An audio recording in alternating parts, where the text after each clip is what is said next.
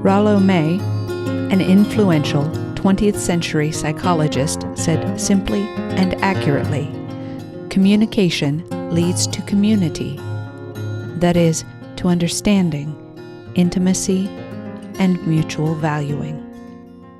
Hi, I'm Elisa Hayes, and this is Letters to My Daughter, a weekly podcast devoted to women mentoring women and dedicated to daughters everywhere. So let's get right to it.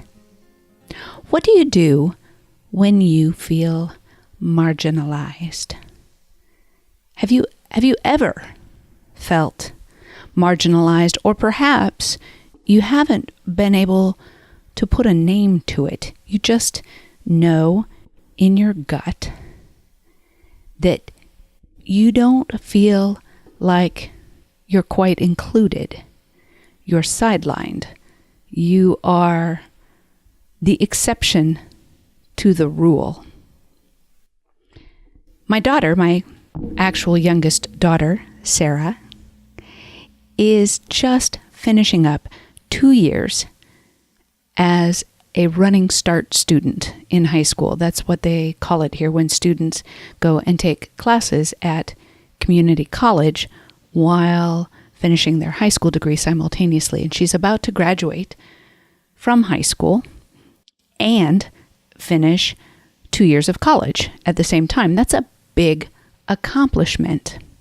Now, through the entire 2 years that she has been working on this process, it required a tremendous amount of self-motivation, of determination, of grit. And if you've listened to me talk much, you know what a high value I place on grit, fortitude. And she has stepped up to the plate, absolutely. But here's the problem. Every single time that she has needed to communicate with the high school, she is the exception to the norm. Her and the handful of other Running Start students are the exception. They're not normative. In other words, what is considered the standard, the normal, the acceptable, the thing that the entire program is designed to work around, are students who are attending high school. And at this particular school, in this program, they have a class called advisory. In that class, a teacher guides the students all the way to graduation, tells them exactly what they need to know when they need to know it. And I know I'm not exaggerating about this hand-holding all the way to graduation. I know I'm not exaggerating because I have 2 older kids who have gone through the exact same program. My kids are very close in age. So I know that it's not any different than what I'm describing. The normative is that kids are handheld. All right, that's fine. That's fine. But here's the thing. Every single time my daughter has gone to the high school to talk with someone about helping her with the steps necessary in order to accomplish both her high school diploma and her AA degree, so she can then transfer to university, she has been spoken to with language that is a bit condescending, non-inclusive, tone of voice and phrases that make her feel marginalized. Now, similarly, but in a slightly different tone, hang out with me here and pay attention because I will make a point. Recently, my husband and I were returning from a small vacation. We were listening to an audio book, and I kept having to pause the book to, well, frankly, rant about the language being used by the author. Repeatedly, over and over, the author referred to mankind and all men, when what he really meant was all humanity. And the frustrating part is that I have to wade through and translate through this non-inclusive language that marginalizes women, because what is normative in society is male. We refer to mankind when what we really mean is all humanity. And it's been that way through the English language for generations.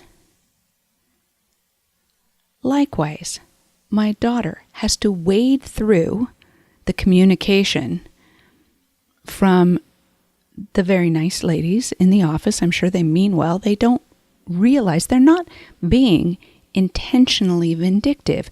What they are being is, well, frankly, a bit obtuse.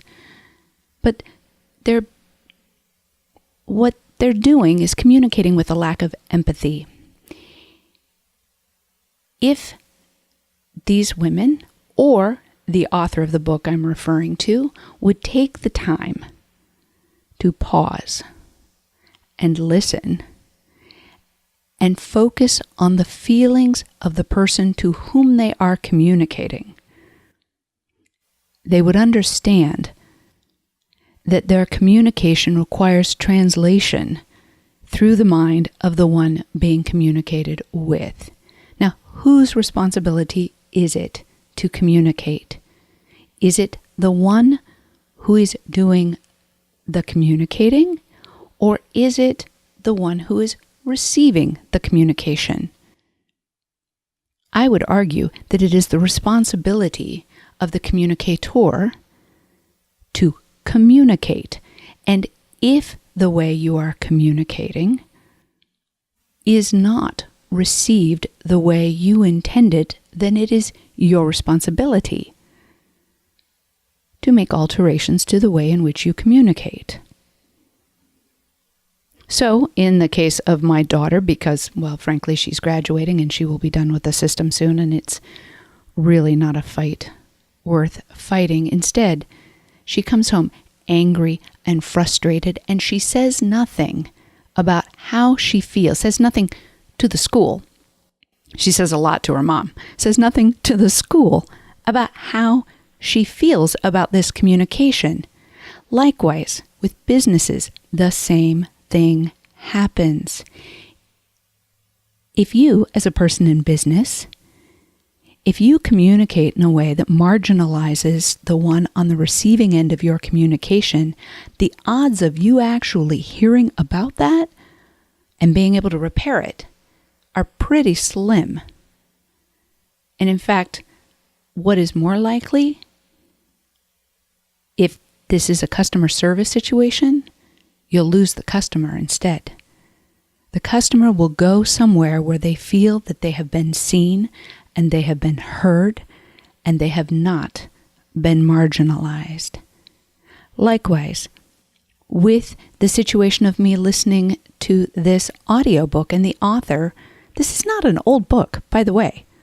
This is a current book, but the author chooses to use language that, quite frankly, he or an editor could have caught and changed to communicate with specificity what was intended, and not simply what was a poor habit of communication that is no longer culturally relevant.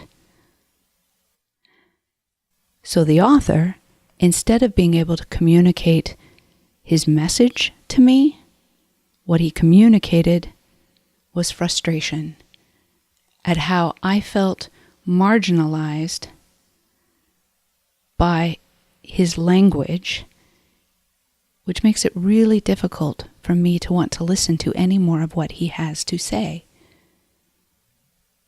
What are you saying to your customers, to your employees, to your coworkers, to your family? What are you saying? Are you communicating in a way that includes people, that is open and welcoming and invites further dialogue? Or are you communicating your agenda for what you believe is the normal way of being within whatever universe you're operating?